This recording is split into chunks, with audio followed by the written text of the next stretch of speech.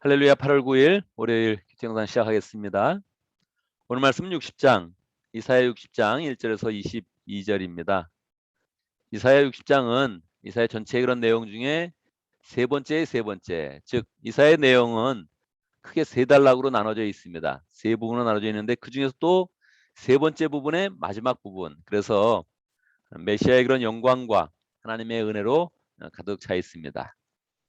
1절 한번 볼까요?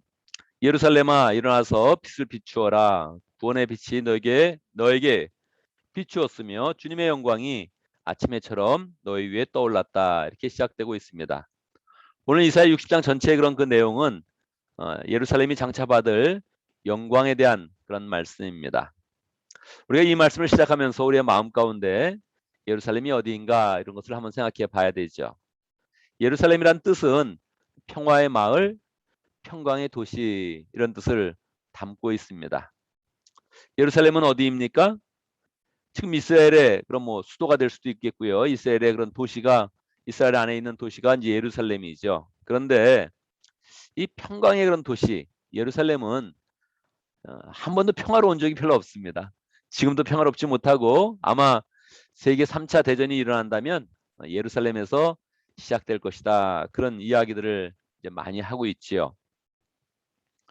또 미국에서도 예루살렘을 수도로 인정한다 그렇게 하기도 하고, 또 그곳에 또 대사관을 또 그곳에 옮기기도 해서 또 사실은 중동 지역과 많은 그런 분쟁이 있는 것이 최근의 그런 일이었습니다.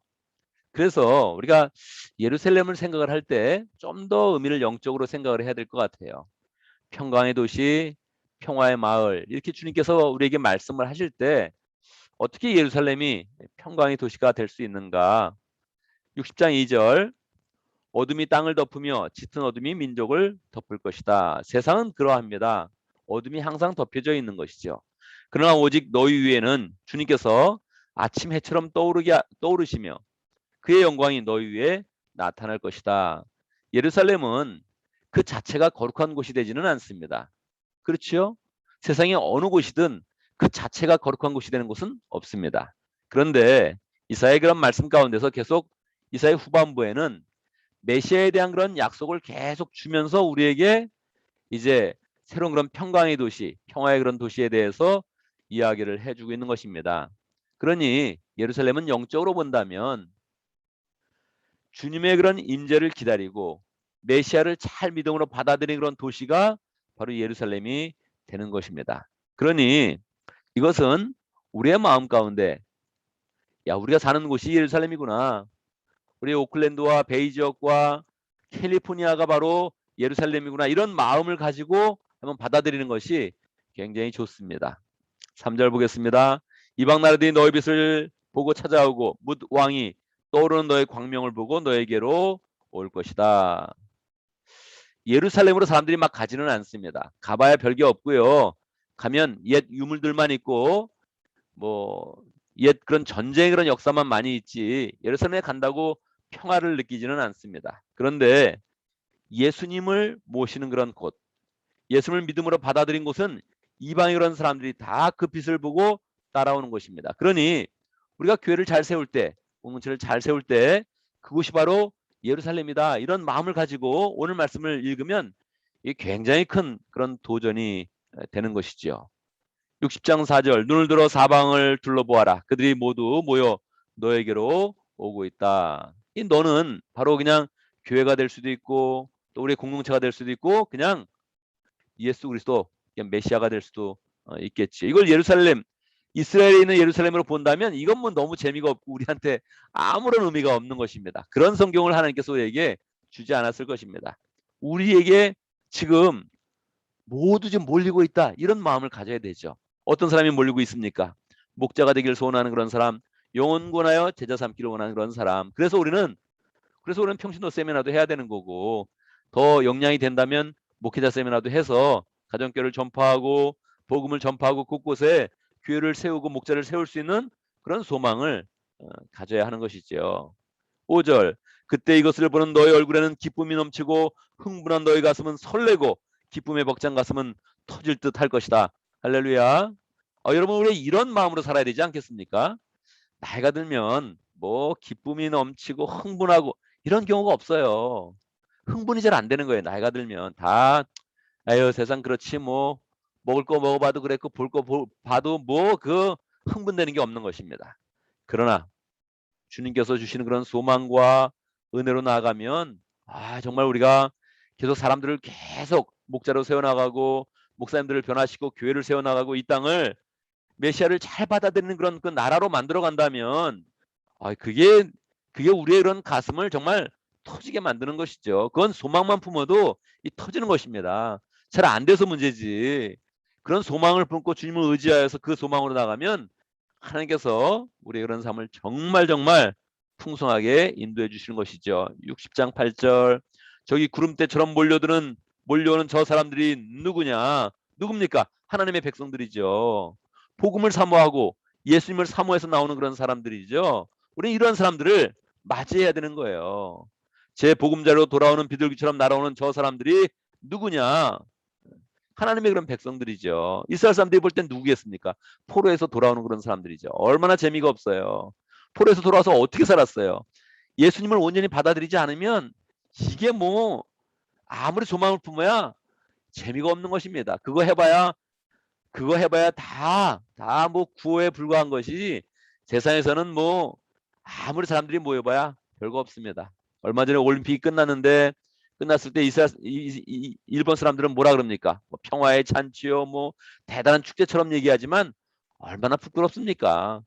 하는 일 자체가 부끄러운 거예요. 이게 뭐 사람들이 모여봐야 별게 없는 겁니다. 실제적인 그런 실상을 바라보면 다 부끄러움만 있는 것이죠. 너희 자녀들이 돌아온다. 섬들이 나를 사모하며 다시스의 배들이 맨 먼저 먼 곳에 있는 너의 자녀들을 데리고 돌아온다. 이스라엘 백성이 돌아온다면 재미가 없는데 하나님의 백성이 돌아온다고 생각하면 얼마나 벅차오르는 것입니까? 그것이 우리를 통해서 우리가 믿음의 고백을 하면서 하나님의 그런 백성들을 세워나가고 하나님의 나라를 세워나간다면 그게 얼마나 멋진 그런 일입니까? 11절 너의 성문은 언제나 열려 있어서 밤낮으로 닫히지 않을 것이다. 정말로 우리가 평신도 세면을 잘 감당하고 또 우리 스스로는 영혼군의 제3 삶을 잘 살면서 사람들이 오는 것을 잘 맞아들인다면 그게 뭐 하나님의 그런 소망이 되고 하나님의 그런 기쁨이 되는 것이지요. 12절 너를 섬기지 않는 민족과 나라는 망하고 그런 이방 나라들은 반드시 황폐해질 것이다. 그러니까 예수님을 섬기지 않으면 나라는 망하게 돼 있는 것입니다. 예수님을 온전히 믿음으로 받아들이지 않으면 다 그것은 황폐하게 되는 것이죠. 16절 보겠습니다. 내가 이방 나라들의 젖을 빨며 뭇 왕의 젖을 빨아먹을 것이니 이것으로써 너는 나 주가 너의 구원자이며 너의 속량자이며 야곱의 적는 자임을 알게 될 것이다. 예수님이 높아지면서 예수님께서 우리의 구원자가 되시고 속량자가 되시고 야곱의 전능자가 되시는 것입니다. 하나님께서 예수님을 통해서 우리의 구원자가 되시고 우리의 그런 속량자가 되시고 야곱의 전능자가 되는 것입니다. 18절 다시는 너희 땅에서 폭행 소문이 들려오지 않을 것이며 너희 국경 안에서 황폐와 파괴 소문이 들려오지 않을 것이다. 예수님을 잘 믿으면 정말 하나님의 그런 축복이 있는 것이죠. 이스라엘도 그러한 삶을 마땅히 살았어야 되는 것입니다. 너는 너의 성벽을 구원이라 부르고 너의 성문을 찬송이라고 부를 것이다. 우리가 예수님을 잘 믿어서 우리의 사는 그런 그 모든 그런 주변이 다 평화의 그런 이름을 갖고 그리고 또 우리의 그런 성문이 항상 하나님을 찬송하는 그런 삶이 돼야 되는 것이지요. 마지막 절 한번 보겠습니다. 22절 그들 가운데서 가장 작은이라도 한 족속의 조상이 될 것이며 가장 약한 이가 강한 나라를 이룰 것이다. 때가 되면 나 주가 이를 지체 없이 이루겠다. 할렐루야. 여러분 정말 우리가 말씀을 받을 때 이 가슴을 열고 하나님의 그런 복음, 살아있는 그런 생명의 복음을 잘 받아야 되죠. 여러분 말씀을 받기 바랍니다. 다시 읽습니다. 그들 가운데서 가장 작은이라도 한 족속의 조상이 될 것이며 할렐루야 아멘. 가장 약한 이가 강한 나라를 이룰 것이다. 여러분 정말 우리가 복음을 잘 받아들이면 메시아를 잘 받아들이면 작은 사람이라도 한 족속의 조상이 될 것입니다. 우리가 약하다 할지라도 강한 그런 나라를 이루게 될 것입니다. 이게 복음이에요. 이 세상을 그냥 살면 아유 이게 뭐 얼마나 허탄한지 얼마나 부질없는지 뭘 잃어봐도 정말 부질없는 것뿐입니다. 그런데 우리가 예수님을 잘 받아들이면 우리가 사는 곳이 예루살렘이 되는 것이며 작은 사람이라도 한 족속의 조상이 되는 것입니다. 얼마나 강력한 그런 복음입니까?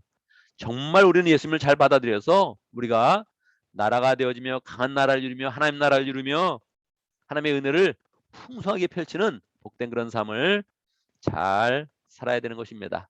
그래서 우리가 무엇보다도 예수님을 잘 이렇게 맞이하면 하나님이 주는 그런 축복이 엄청나구나 이런 마음을 가지면서 오늘도 주님과 동행하고 나의 그런 그 모든 그런 삶의 영역 가운데 예수님의 은혜를 덮어서 우리가 사는 그런 지역이 참된 예루살렘이 될 수 있도록 그렇게 노력을 해야겠습니다.